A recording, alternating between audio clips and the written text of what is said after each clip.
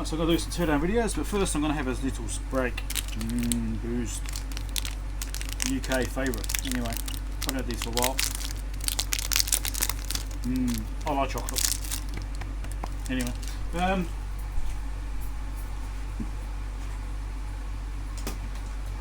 I thought I'd start off with this. Pull that apart. And see what's even in the box.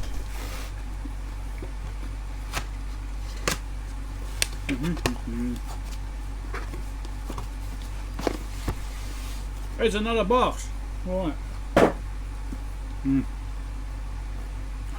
I hate the way I do that. So wasteful. Right. Manuals. Oh. Software for effects. Headset unit. More manuals. There it is.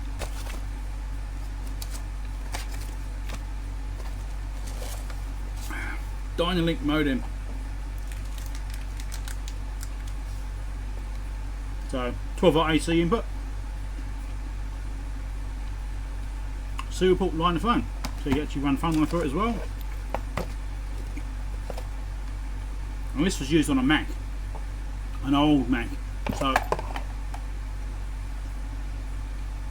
that's the old Apple modem connection. Yeah. Let's clear all this out of the way.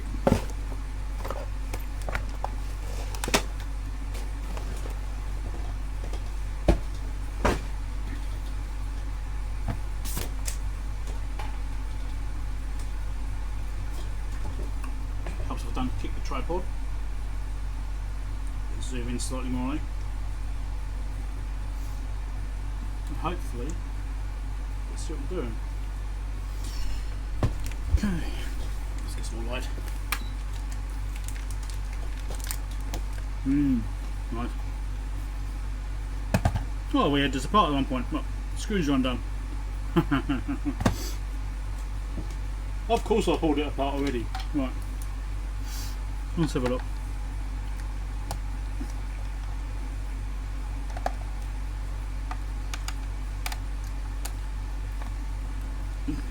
Wow.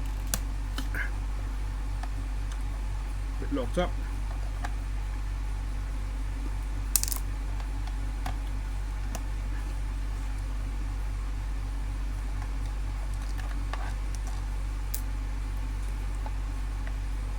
So 3 screws is an unusual number. Okay.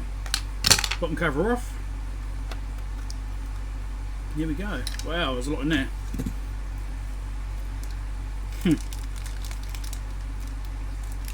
Right. So, crystal. Interesting, it's got 2 IC positions here. And 2 crystal positions.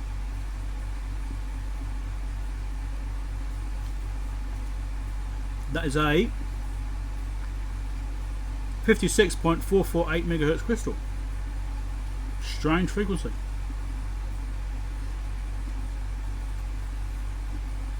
Here we have some AMD chip.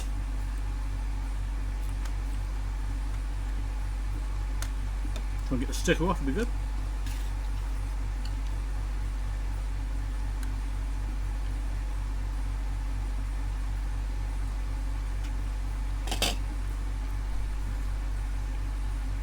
AM29F002NT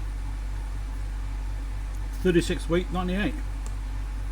This thing is 19 years old. Wow. Capacitors look fine. No signs of any blowing on them actually. That's interesting, considering the age.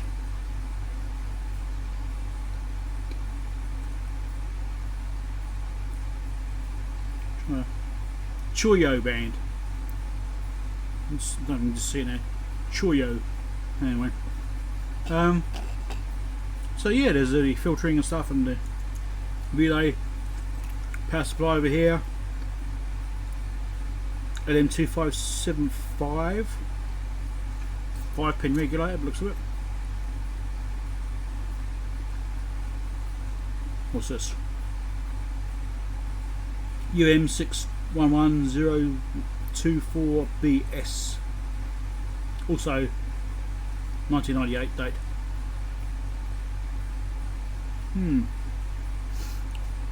So let's see what we've got over here.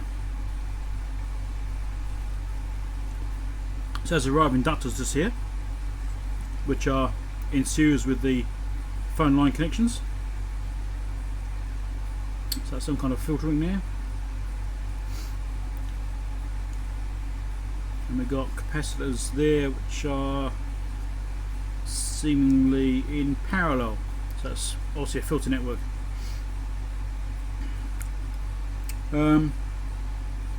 Obviously serial connection, got a driver chip there.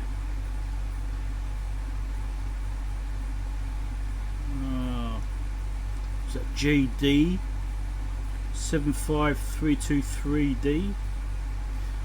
Yeah. What else we got around here? 4558 op amp. LM317L. Okay. Little regulator, 8 pin. Interesting. I'm not quite sure what those are. Don't recognise them. 74HC-TO2.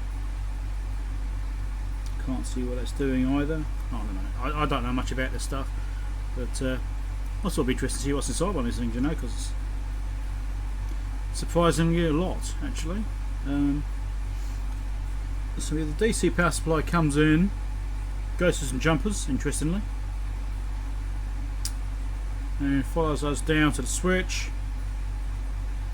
I've lost the track now. Down to there. That side comes out the switch. That side there comes through these diodes for, because it was an AC input, so it's obviously rectifying, halfway rectifying. Which then come back up to here. Capacitor smoothing. That goes to the leg of that voltage regulator there. 78L05. As you would expect.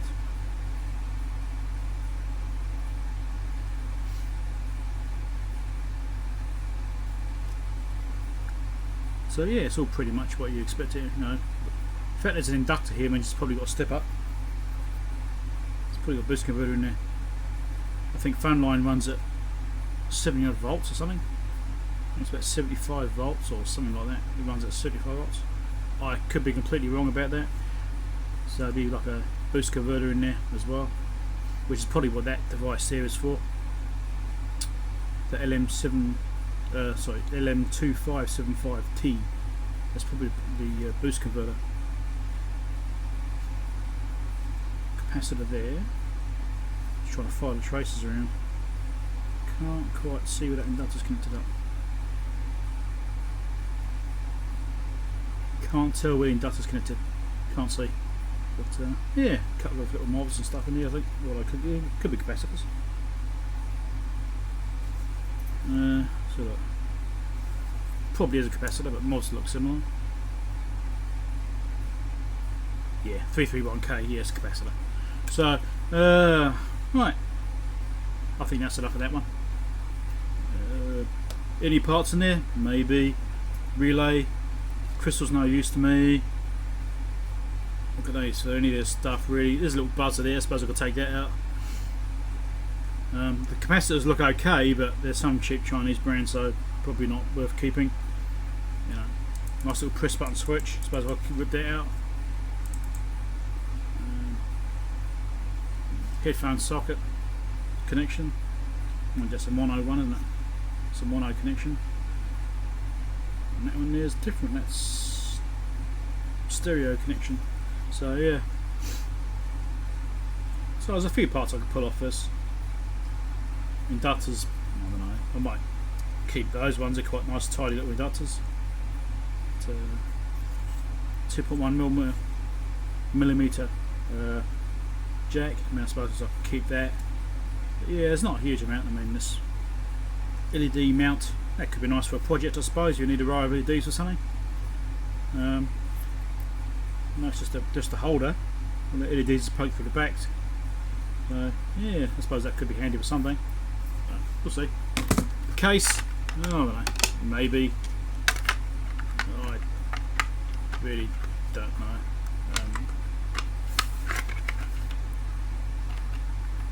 I've got a tendency of collecting too much crap. I really do. I think, oh, that'd be handy one day. I'll keep that, and then 20 years later, I finally realise, oh, actually no, I probably don't really need that anymore. I can probably get rid of it. And then I've got this junk sitting around for years. I'm going to check that out. I'm going to check that out. Alright. Although, no, I'm going to check that out. This I'll strip down and chuck the rest out. Okay. What's next? Let's do something else. Let's do something like this. It shouldn't take too long. If I can get the thing open. I don't know how yet. How the hell does this come open? Looks like it wedges in. Okay, let's get a screwdriver.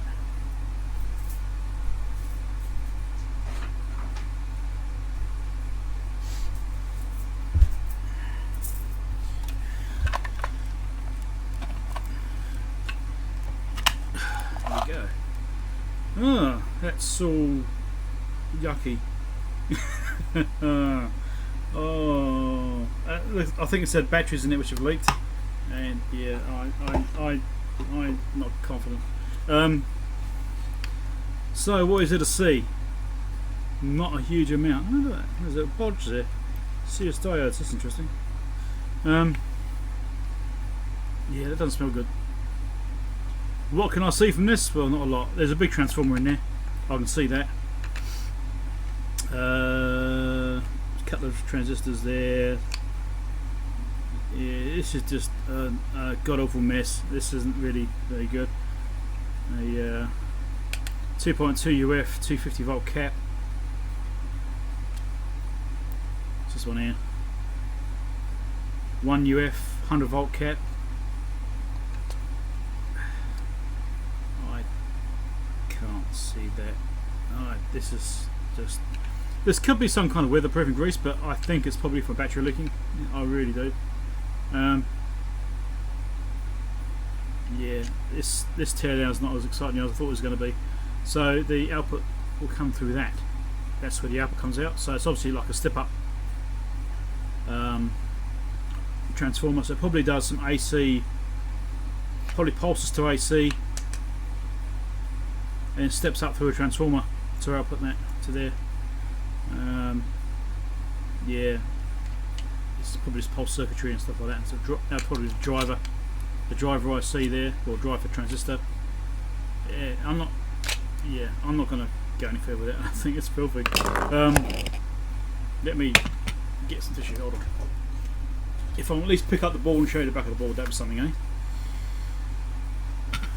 Right. Yeah, back of the ball. So, made by Gallagher, who's actually based in New Zealand, and this was purchased in the UK at the time. We used to have some horses in the UK and chickens and stuff like that, so this is for the horses, not the chickens. But yeah, it's purchased over there, and it actually turns out Gallagher's about an hour down the road, down Hamilton. So yeah, I can't really see much from this backside either, but there's the model number G463. 985, 1985. Could that have been 1985? I think that's too early.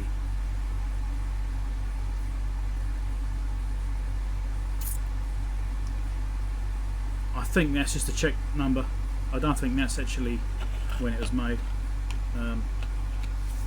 Yeah, it would have been 90s though. It would have been early 90s or late 80s. 85 I think is a bit too early. I don't think I'll be able to see any date codes or anything. Just trying to see if I can see anything, but I doubt I'll be able to. There's nothing really here to get date codes from. Anyway, that's that mess, and let's just shove that back in there and throw that back in the bin. Oh my god. Right, okay, that's going. Yuck. Let's look at these.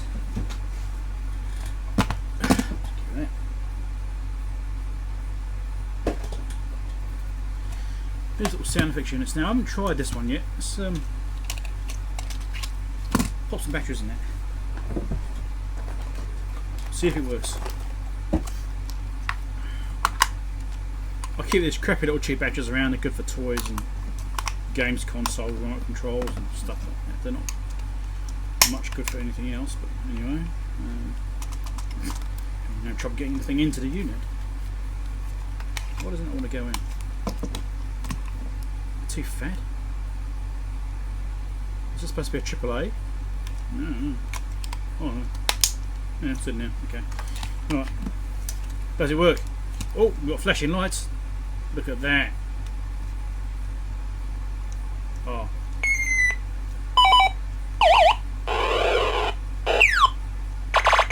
Yeah, it does work. Not very well. Yeah, okay. Yeah, sound like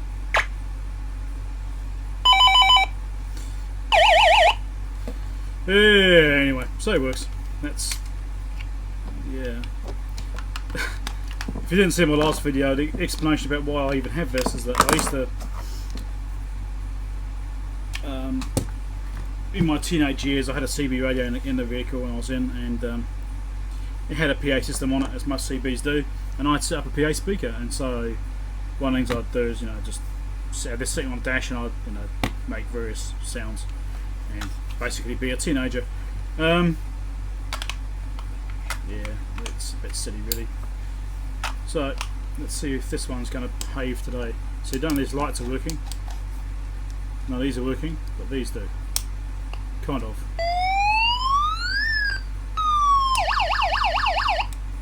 So I think that's probably the one I actually had in my car, because I pissed around with that anyway.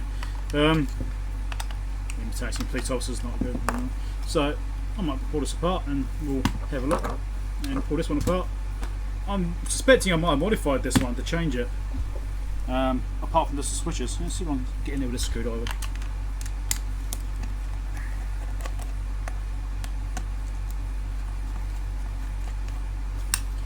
Things I used to do. Well, okay.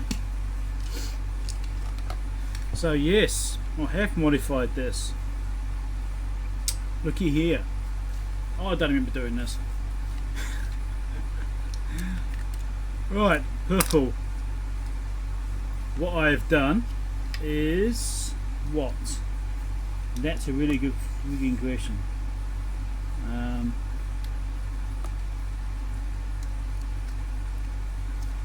What have I done here? Still got 3 wires going over there.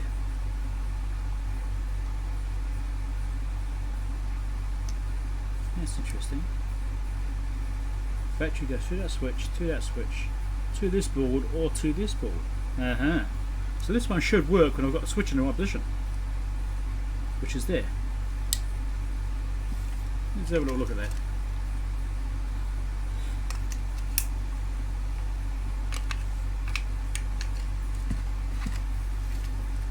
I mean, the switch is not great.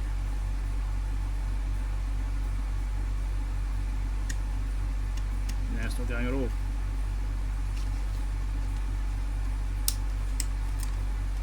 It's on, isn't it?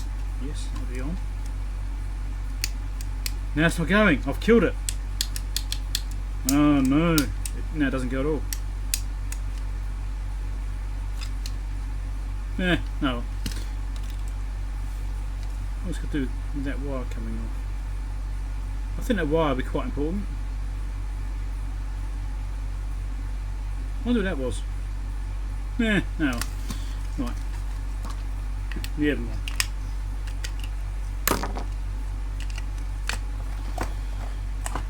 Chuck him back in there. Now. So yeah, this little board here, I do not remember making at all. So what we got?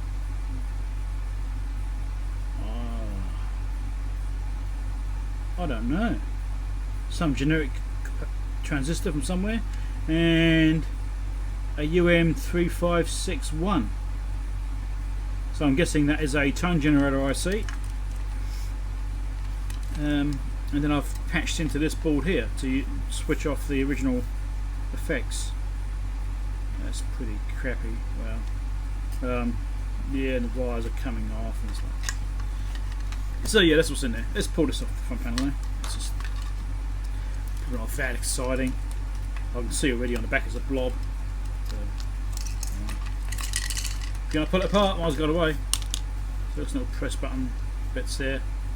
I wonder if it's cute though, this could be handy. Yeah, a couple of blobs. One looks like one runs the LEDs, and one will be the actual siren unit. Yeah, not that interesting, but I suppose I could maybe, I don't know, risky to switch. The switch might be worth keeping. The rest of it, probably not. Okay, let's shove this out of the way. Let's pull this one apart.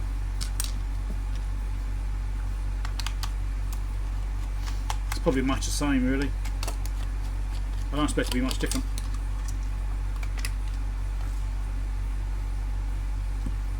Yeah, same deal. So here we go. LED arrangement, press buttons there, and I can't see the driver. It has to be on there somewhere. See some transistors in here.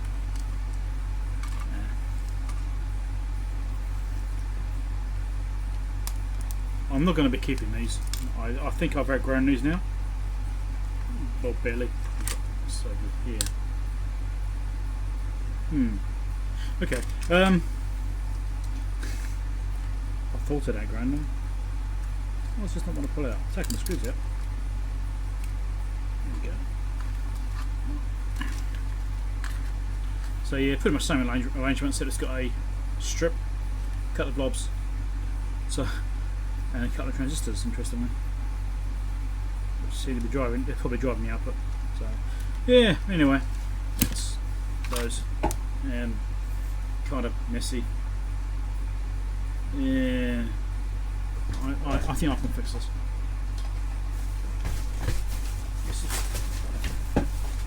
Wait a little bit.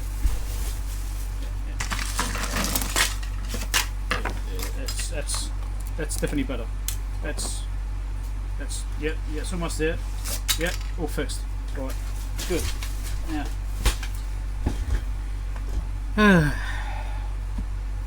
calm. Next device. I don't have a lot of time left to do teardown stuff, but this old TV thing.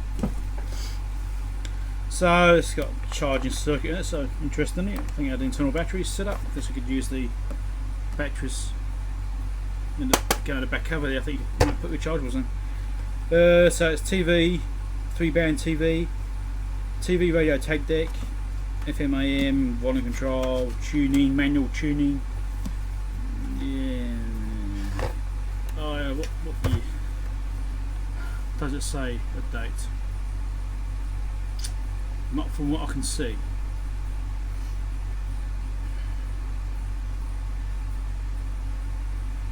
No, I can't determine the dates from that. So, let's just get the thing open and see what we can do. I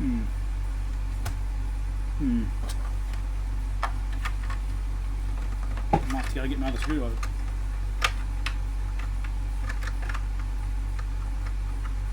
Come on, in you go. Look, stuff here. Date code 3886. There we go. 38 week 1986. This is 30 years old. I don't want to do it. Let's get a bit of screwdriver. So 30 years old.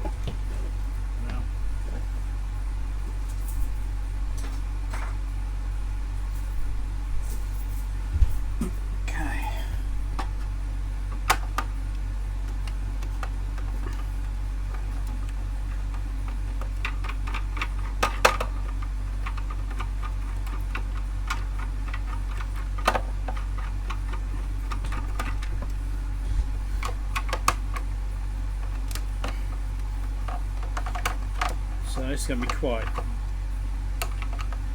old school. It might, you know, it's going to be manually bloody routed and stuff like that, I expect. But, yeah, I don't expect to see anything particularly nice in here.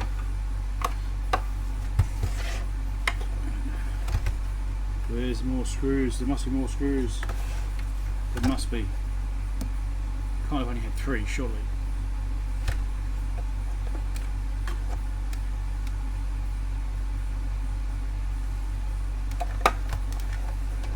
Oh. Yeah, it was only 3. Okay. Wow. Look at the state of that. All the knobs fell off.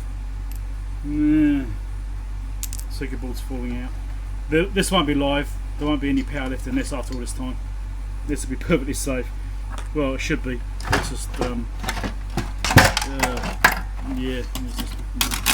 Let's just short stuff out, just to be absolutely sure. Yeah. Transformers on the back of that.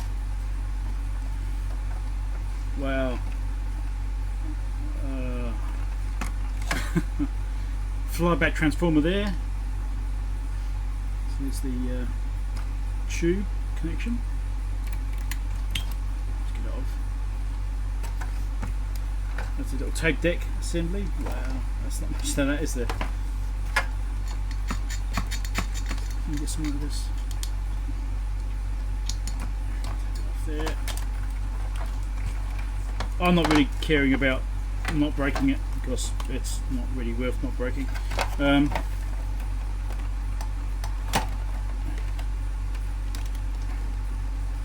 That's not going to come off there, is it?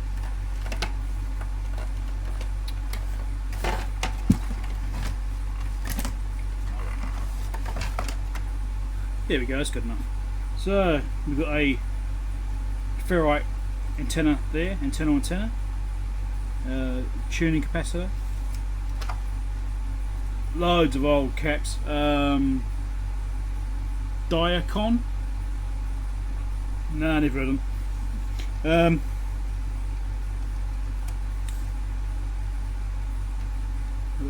IF tuning. There's actually a slug missing from there, that's interesting. So that's the tuner assembly in there. Interesting, it's got the AC coming onto here and then back out into there. I don't know why I didn't just mount it on the outside of the case. We've kept the AC well away from it, and there's a little fuse in there. Well, that's going to be low voltage, not high voltage AC, because that goes straight to the transformer. Yeah, it's yuck. I was hoping to see a date code in there, but I can't. But so it's got 86 on the outside. It's going to be around that time. Look at that rust on that thing. That part was rusty. Awful.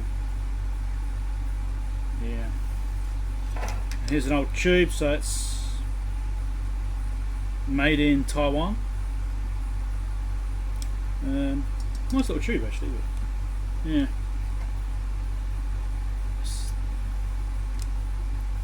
I've got no use for this at all. Well, let's look at the back. Anything interesting in the back here? Not really.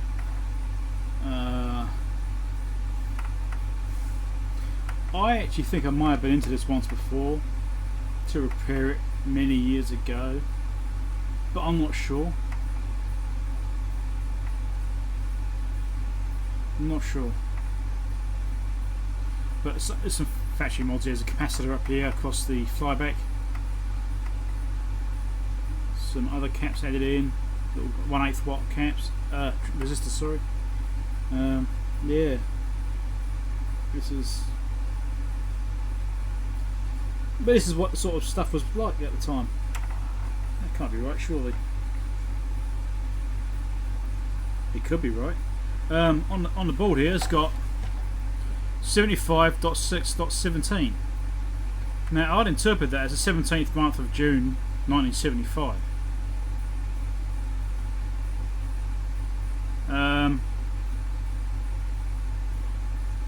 That is actually possible. I mean, this design would have been around that kind of time. You know, these features would have been around that kind of time. So it might actually be that old. It's just, you know, they kept the design around for 9 years. You know,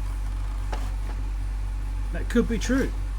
It could be they made these for 9 years, well, at least to this date. It's entirely possible. It's not like modern technology now, where, you know, after 2 weeks it's obsolete. You know, although I'm designed for a 2-year life, 9 years after this design date, we're still making it. That's, you know, that says quite a lot, really, isn't it, about the speed of change and technological progress. So interesting as well, I just noticed on the back of the board here, it's got some markings. Like here it says radio, to show the radio section. It's got a hold here, horizontal hold adjustment.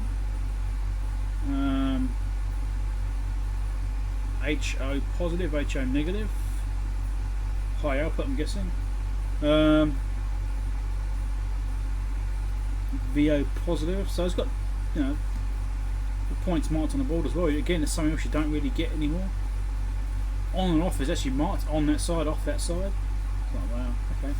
So that's that sort of detail you just don't get anymore, right? You know? But anyway, that's that, and that's the end of that. I think that'll do for teardowns for now. I've got some cleaning up to do.